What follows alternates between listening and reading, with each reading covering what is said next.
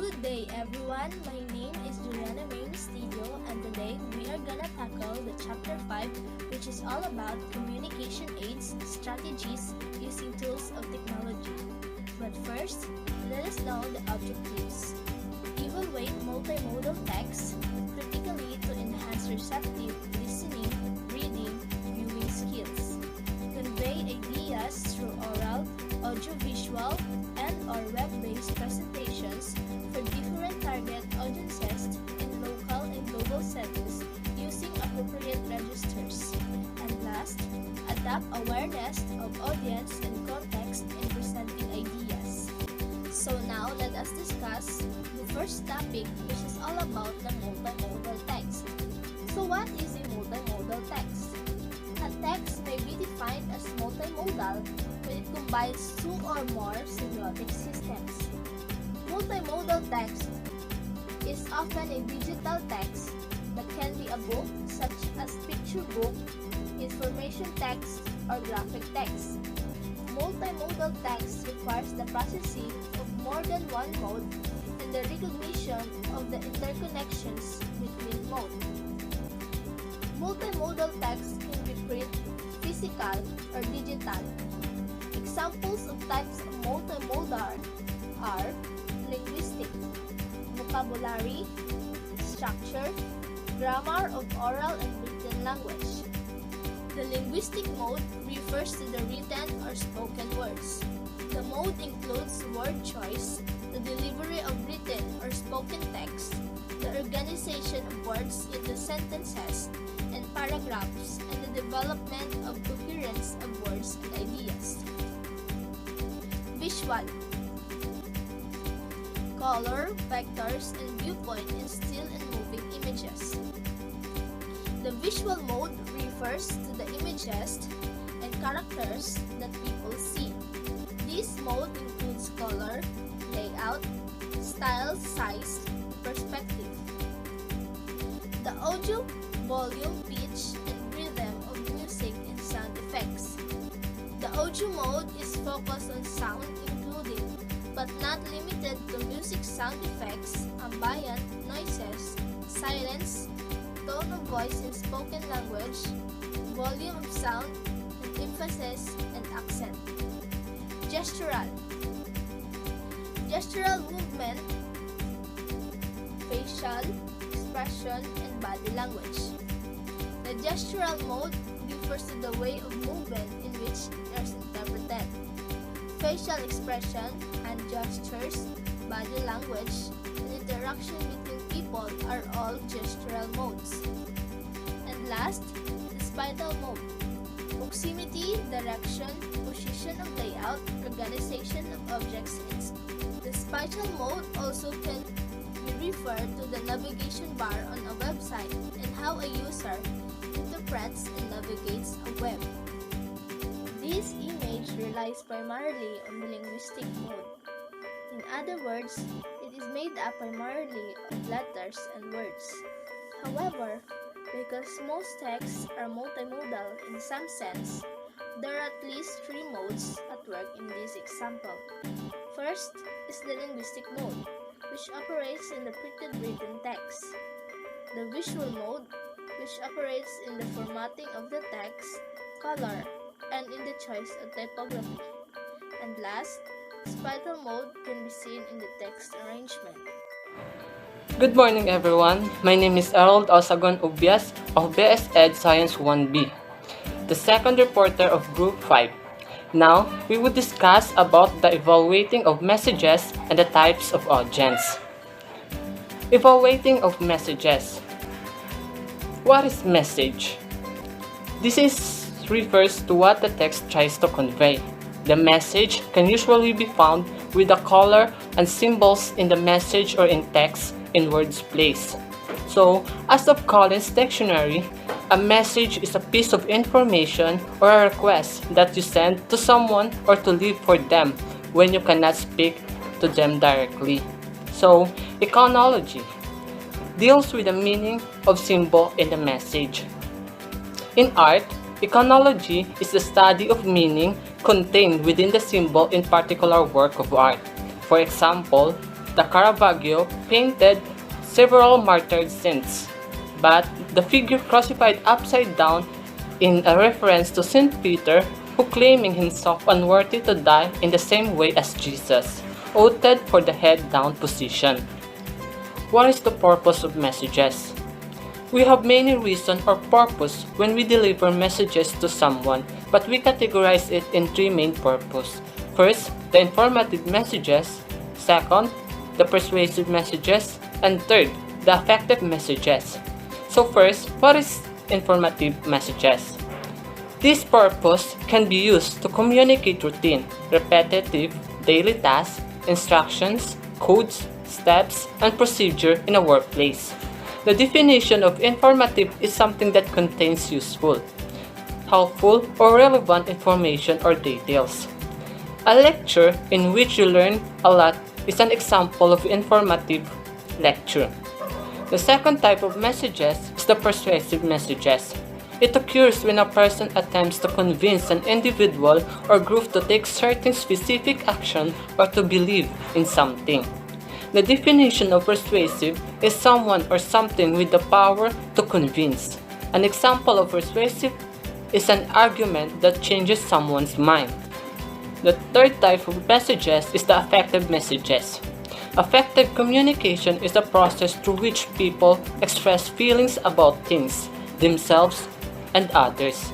Expressions of positive and negative feelings about places, objects, events, policies, and ideas are called opinions. Expressions of feelings about oneself are known as self-disclosures. Number 3. How is the message conveyed by the text and or by image? It refers to the manner of presenting the message. It is sometimes or either the person who talked to you or the person who delivered to you the message have a manner of angry, happy, easy or sadly, rudely, fluently greedy, or etc. Number 4. Who is the target audience of the message? It refers to the people the message is intended for. It is for children, for the adults, celebrities, and etc. So in the next lesson, we will discuss about the types of audience. Types of audience. We have 5 types of audience. First, the neutral audience. Second, the hostile audience. Third, the uninformed audience. Fourth, expert audience. And the last is the business audience. First, the neutral audience. This will be the kind of people who are directly or indirectly interested or don't want to invest in your idea. Let's say that these people are on the fence, such as neither here or there, about the idea that you are trying to sell. You need to be extremely careful not to offend these audiences and still get them to invest in your idea or philosophy. Second is the hostile audience. These are the people who are in a strong disagreement with your idea. Not everybody in the world will want to agree with or listen to you. Therefore, you need to come up with a common ground, a starting point to relate to your audiences. Try to think why they don't agree with your viewpoint. Play devil's advocate with yourself and ask yourself what might be leaving out. Always consider why people are not agreeing with the point of view. The third type of audience is the uninformed audience. These are the people who are unfamiliar with the topic of discussion at hand. You as the speaker need to provide them with everything they need to know about the topic. Here you need to figure out how much information to provide them depending upon their level of knowledge about the topic. Be cautious of not bogging down the audience with too much information. Pick and choose the key points that will help your audience wrap their head around the topic without them mentally exhausted. The fourth type of audience is the expert audience. The audience here is already in tangent with what you are telling them. So the biggest mistake you can do is to give them the background of the topic. The people that you are catering to have all the required information. Therefore, you need to treat and cautious path while delivering the speech, giving the audience something new that they are uninformed about. The fifth and last type of audience is the business audience. These are the people who value so much of their time you would not want to consume much of it. Time is money for this audience, and they don't have the patience to sit through your storytelling. Therefore, keep it short. You need to be polite and concise. Brevity is an absolute vital. Make sure they understand that you are talking about them and not yourself, especially if it is something that they wouldn't want to hear. The key to success presentation is never to think your audience is over-informed or under-educated. What other ways to presenting the message are there? If it is the message can be converted to different channels. The channel or medium used to communicate a message affects how the audience will receive the message. Communication channels can refer to the methods we use to communicate as well as the specific tools we use in communication process. Communication channel can be categorized in three principal channels. First, the verbal, second, the written, and third, the nonverbal. In some cultures, such as those of Scandinavians, German, and the Swiss, communication occurs predominantly through explicit statement in text and speech, and they are those categorized as low-context cultures. In other cultures, such as Japanese and Chinese, messages include other communicative cues, such as body language and use of silence. Essentially, high-context communication involves implying a message through that which is not uttered. This includes the situation, behavior, and paraverbal cues as integral part of communicated messages. But these topics we would further discuss this in last person. And that's all about the evaluating messages and types of audience.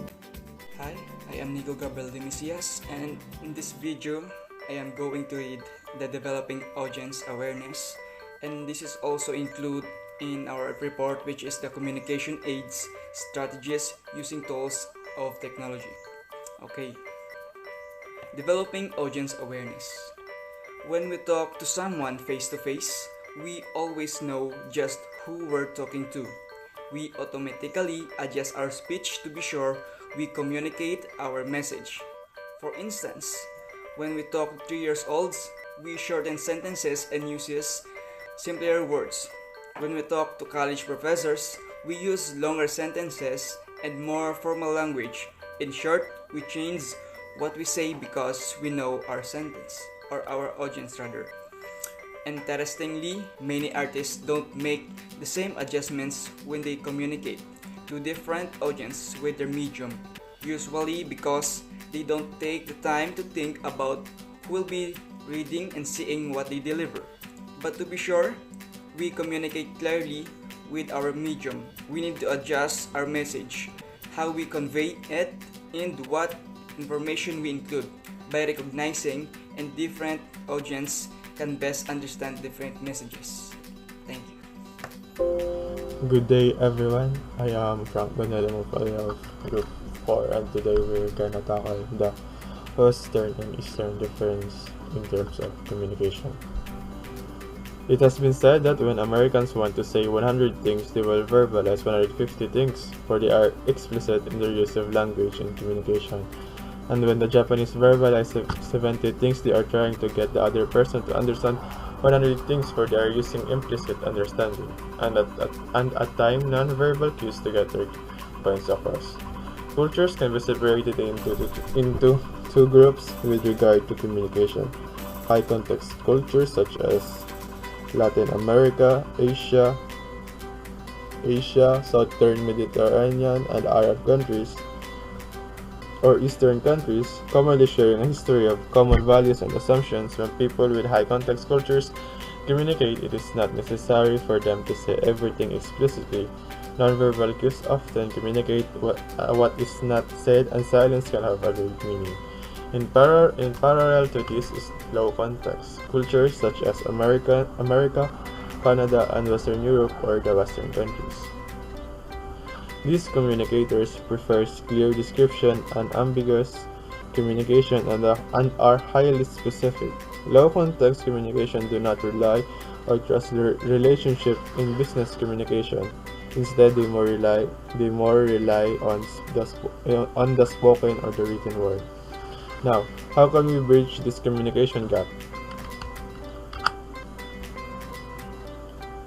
The gap is more about the language or the behavior that language use itself, and it can be bridged by focusing on the key necessary to unlocking business in any form at any level. Relationships, high context culture, value the relationship, knowing the history and character of who they are communicating with influence what is communicated and how. A solid relationship supports a high context culture's natural implicit communication and the communication preference, thus it is an advantage to devote time and attention to relationship building when working with high context cultures. Being aware, low context communicators may be perceived as moving too fast or too direct and abrupt. Inform low context communicator to slow down, approach communication through developing understanding rather than just by giving specific explanation. Letting relationships percolate before trying to seal or even proper an outcome will create not only better communication but better results as well.